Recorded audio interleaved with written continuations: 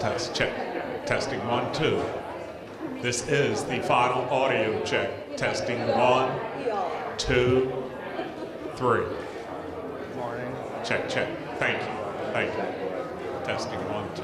Mic check. 1, 2, 3. Test. Thank you, sir. Hey, I got it. Sounds like Thursday they're going to vote. Test, check. Testing 1, 2. Mic check. 1.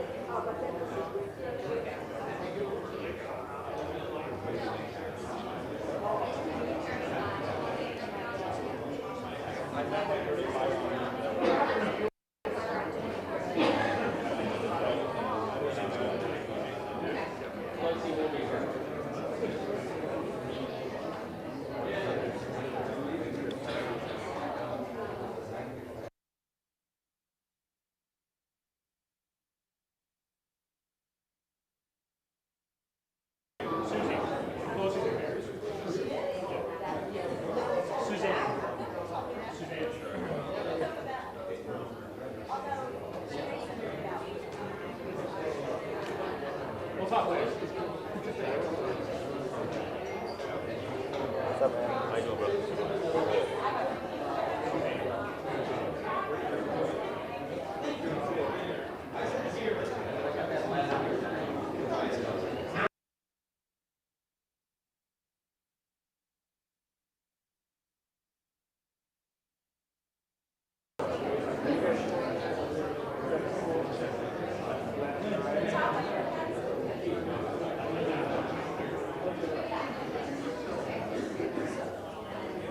I got here at 5 a.m. He's taking out the time.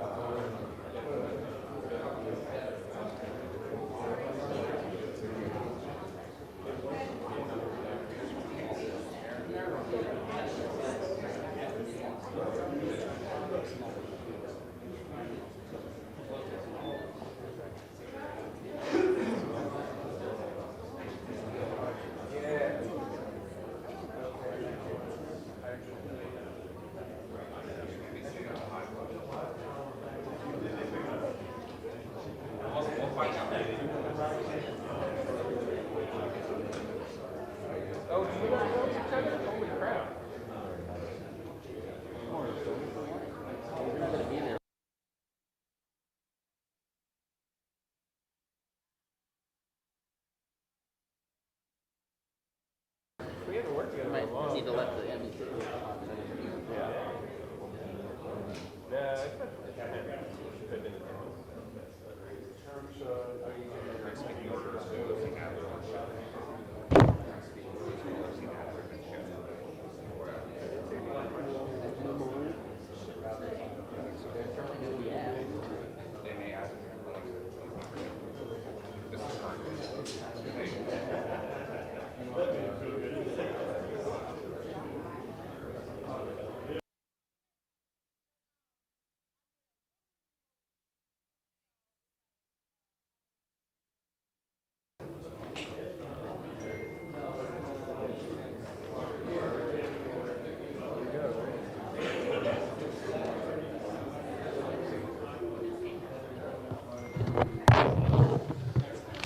Yeah. Check, check, check. 1, 2, 3, 4, 5, 6, 7, 8, 9, 10.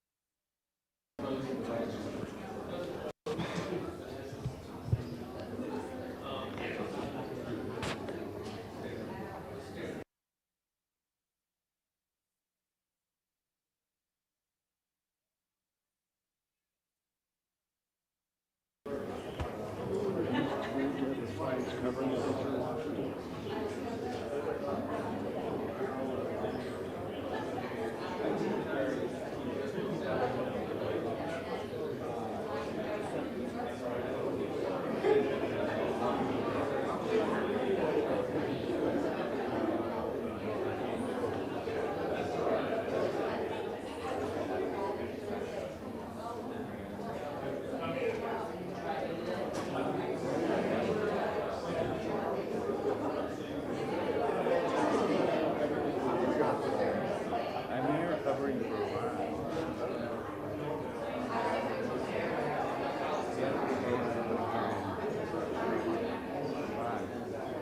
Ron, are you for Ron?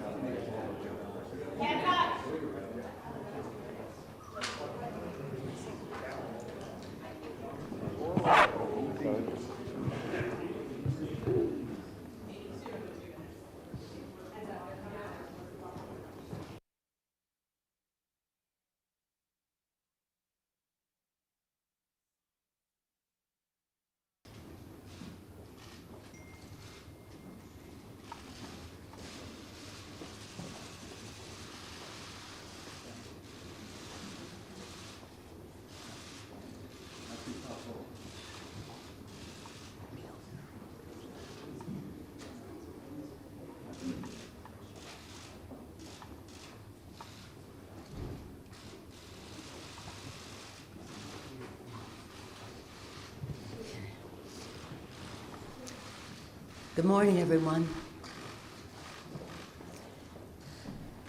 On this solemn day, I recall that the first order of business for members of Congress is the solemn act to take an oath to protect and defend the Constitution of the United States.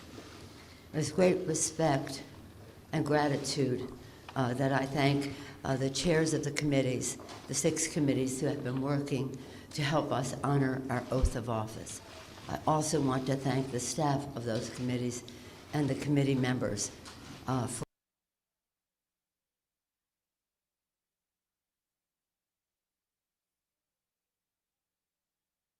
Mr. Nadler, Chair of the Intelligence Committee, Mr. Schiff, Chair of the Ways and Means Committee, Chairman, all of these chairmen, Chairman Richie Neal of Massachusetts, the Chair of the Foreign Affairs Committee, Elliot Engel of New York, the Chair of the Financial Services Committee, Maxine Waters of California, the Chair of the Committee on Government Reform and Oversight, Congresswoman Carolyn Maloney.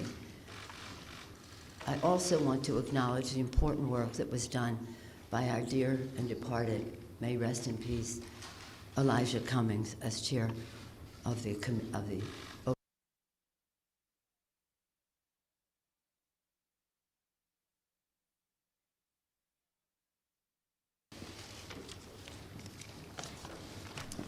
Thank you, Madam Speaker. Over the last several months, the investigative committees of the House have been engaged in an impeachment inquiry into President Donald Trump's efforts to solicit foreign interference in the 2020 elections and threatened the integrity of our elections. Throughout this inquiry, he has attempted to conceal the evidence from Congress and from the American people. Our president holds the ultimate public trust. When he betrays that trust and puts himself before a country, he endangers the Constitution, he endangers our democracy, and he endangers our national security. The framers of the Constitution prescribed a clear remedy for presidents who so violate their oath of office. That is the power of impeachment. Today, in service to our duty to the Constitution and to our country, the House Committee on the Judiciary is introducing 2 articles of impeachment charging the President of the United States, Donald J. Trump, with committing high crimes and misdemeanors. The first article is for abuse of power. It is an impeachable offense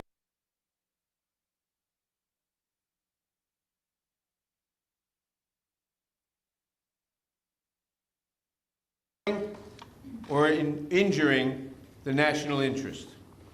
That is exactly what President Trump did when he solicited and pressured Ukraine to interfere in our 2020 presidential election, thus damaging our national security, undermining the integrity of the next election, and violating his oath to the American people. These actions, moreover, are consistent with President Trump's previous invitations of foreign interference in our 2016 presidential election. And when he was caught, when the House investigated and opened an impeachment inquiry, President Trump engaged in unprecedented, categorical, and indiscriminate defiance of the impeachment inquiry. This gives rise to the second article of impeachment for obstruction of Congress. Here, too,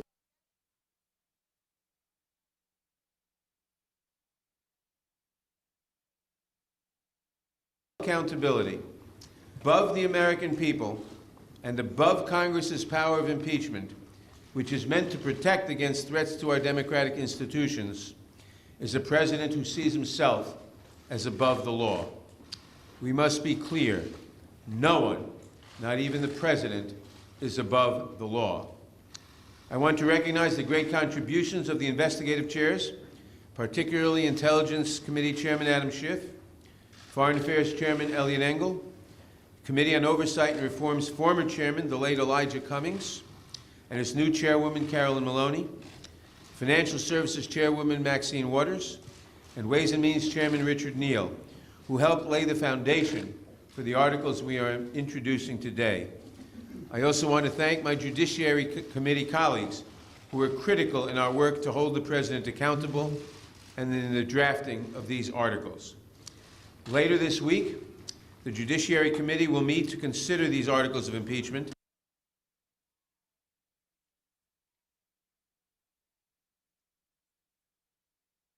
But we have taken an oath to defend the Constitution.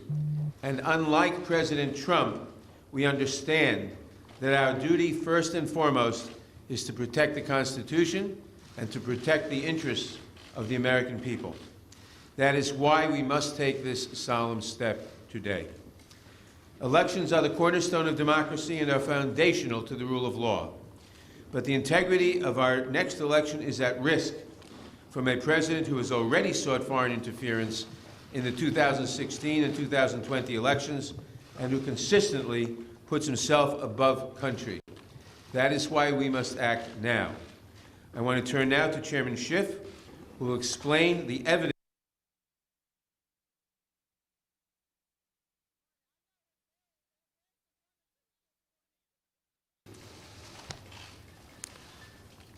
Thank you, Mr. Chairman. Thank you, Madam Speaker, and to my colleagues, good morning.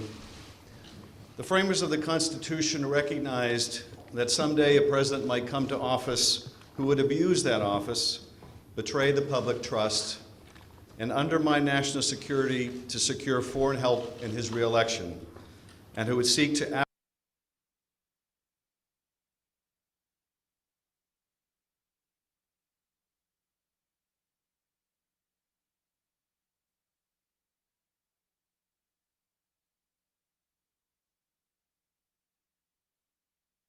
Congress no alternative. We stand here today because the president's continuing abuse of his power has left us no choice. To do nothing would make ourselves complicit in the president's abuse of his high office, the public trust, and our national security. The president's misconduct is as simple and as terrible as this. President Trump solicited a foreign nation, Ukraine, to publicly announce investigations into his opponent and a baseless conspiracy theory promoted by Russia to help his re-election campaign.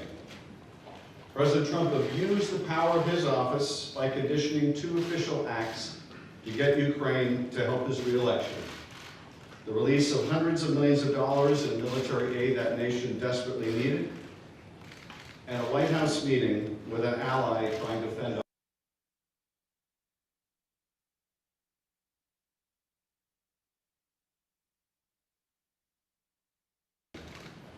And he does so still. The evidence of the president's misconduct is overwhelming and uncontested. And how could it not be when the president's own words on July 25th, "I would like you to do us a favor, though," lays so bare his intentions, his willingness to sacrifice the national security for his own personal interests. And when the president got caught, he committed his second impeachable act: obstruction of Congress, of the very ability to make sure that no one is above the law, not even the President of the United States. The evidence is every bit as strong that President Trump has obstructed Congress fully, without precedent, and without basis in law. If allowed to stand, it would decimate Congress's ability to conduct oversight of this president or any other in the future, leaving this president and those who follow to be free.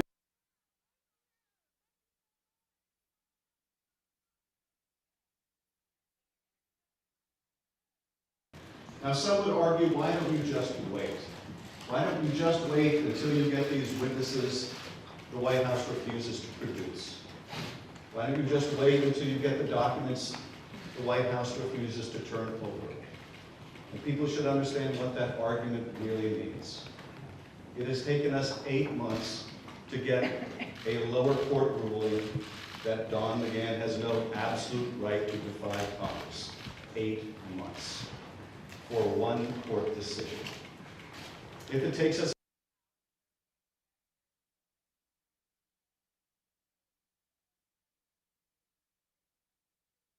it comes back to us and we ask questions because he no longer has absolute immunity, and then he claims something else, that his answers are privileged and we have to go back to court for another 8 or 16 months.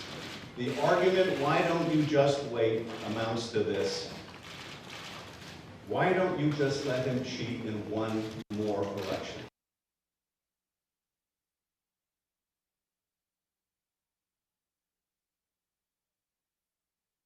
Just one more time.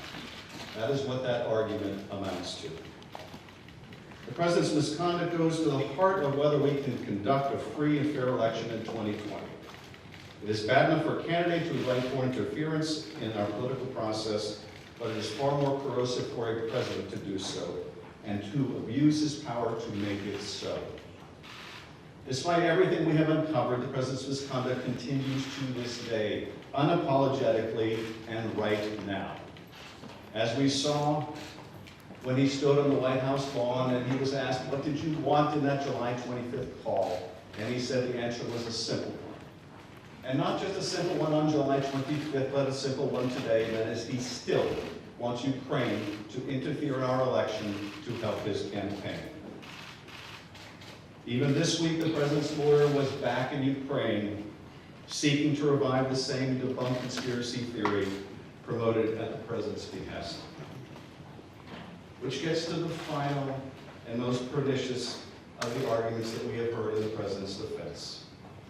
That the president can do whatever he wants under Article 2, including get foreigners involved in our elections, and we should just, to quote the president,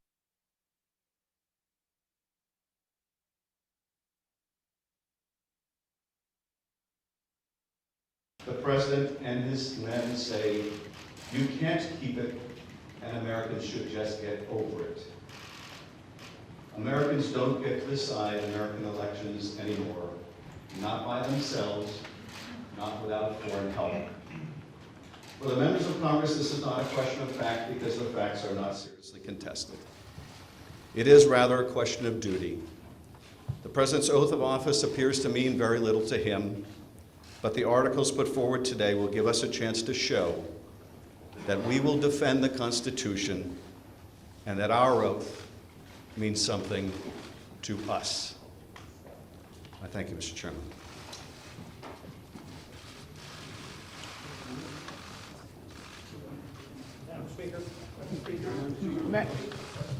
Why not include the Mueller report, obstruction of justice? Why not include that?